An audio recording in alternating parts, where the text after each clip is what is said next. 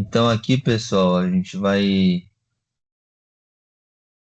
simular aqui o circuito de partida chave estrela triângulo. A gente vai conseguir fazer aqui as simulações, o que facilita na hora de interpretar, né, o diagrama. Eu gosto sempre de primeiro ler o diagrama, igual nós fizemos. Ah, mas por que que a gente não já foi? Não.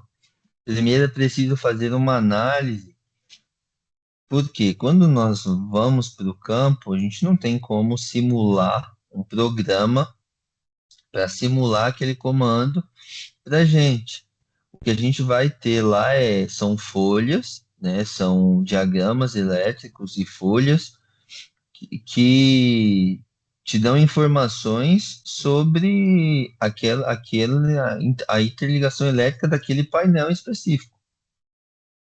E você, por meio da simbologia gráfica, símbolos literais, numerações, tem que ter condição de interpretar. Então, quando você olha para esse esquema, você já tem que ter condição de interpretar o que é parte de potência, o que é parte de comando, controle, lógica, o quem é a carga, qual que é o comportamento quando uma determinada situação, qual que é o comportamento quando tiver outra, e assim em diante. Aqui, quando eu faço aqui a simulação no Play, nós vamos ter aqui todo o circuito ali em cinza, o que representa ali a ausência, ou seja, a tensão ela está ficando aonde? Na entrada. A tensão fica, nesse caso aí, na entrada. Apenas no L1, L2 e L3. Por quê? Porque o disjuntor motor está desligado.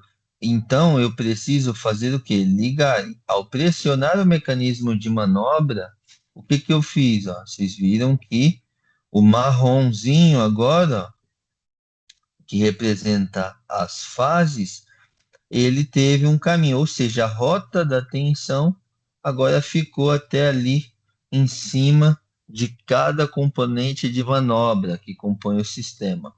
E aí, pessoal, o que que acontece? A partir da manobra aqui no S1, nós vamos iniciar o processo. Então, quando eu aperto aqui o meu S1, olha o que acontece.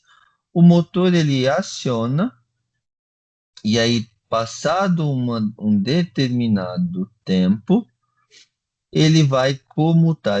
Então, quando ele aciona como estrela. Ou seja, quando a gente analisou esse diagrama, nós entendemos quem era o contador responsável por fazer o fechamento ali, triângulo, e quem era o contador responsável por fazer o fechamento em estrela. E aí o que que acontece? Além disso, nós temos também sinaleiros, lâmpadas de identificação que nos identificam quando eu tenho cada modo de fechamento em ação. Ou seja, quando eu desligar aqui esse motor e eu tornar a ligar, ó, primeiro acende a lâmpada amarela, Y, e depois a lâmpada verde, D. Ou seja, o D representando aí o fechamento delta, triângulo, e o Y representando aí o fechamento estrela, em amarelo. E aí, quando você olha o motor, ele identifica ali, né, o sentido de rotação ali para o fechamento triângulo. Então, notem que os contatores na linha de potência, tanto K1 quanto K2, estão funcionando. E se porventura eu tiver uma falha nesse relé térmico, o que vai acontecer? Ele vai acionar, olha só, ficou vermelho. Se ficou vermelho, é porque ele acionou. E aí, ó, quando você olha os componentes que têm relação, você só já identifica um também lá no canto superior esquerdo, componente referente a F1, um contato auxiliar, ou seja, ele está vermelhinho impedindo aqui que a corrente caminhe para alimentar o restante do comando, ou seja, todo mundo desliga.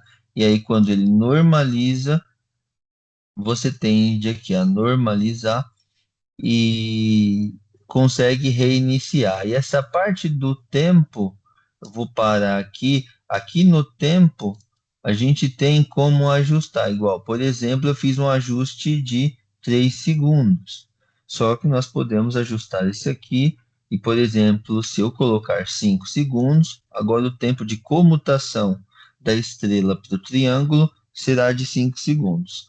E aí, vamos novamente da simulação, a gente liga aqui o disjuntor motor geral de alimentação e depois faz o acionamento aqui.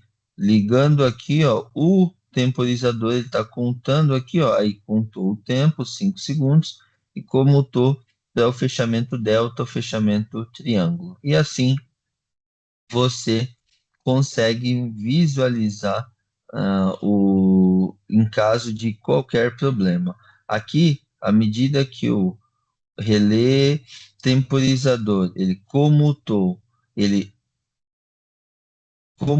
todos os seus contatos. Então, quando nós vamos lá e olhamos quantos são os contatos auxiliares, nós vemos um aqui, um contato auxiliar aqui, e que é normalmente fechado, e um contato auxiliar aqui, que é normalmente aberto. Vejam que ambos estão comutados em função da bobina estar comutada aqui, acionada, mais vermelhinha, em relação, por exemplo, ao K3 que está desligado. O K1 acionado, assim como o K2, mantendo aí também um contato auxiliar de K2 alimentando o LED verde que representa o fechamento em triângulo. E aí, qualquer que seja a atuação, vamos supor, eu tive um curto, aí o curto vai vir e vai atuar aqui no disjuntor motor geral, desligando todo o circuito.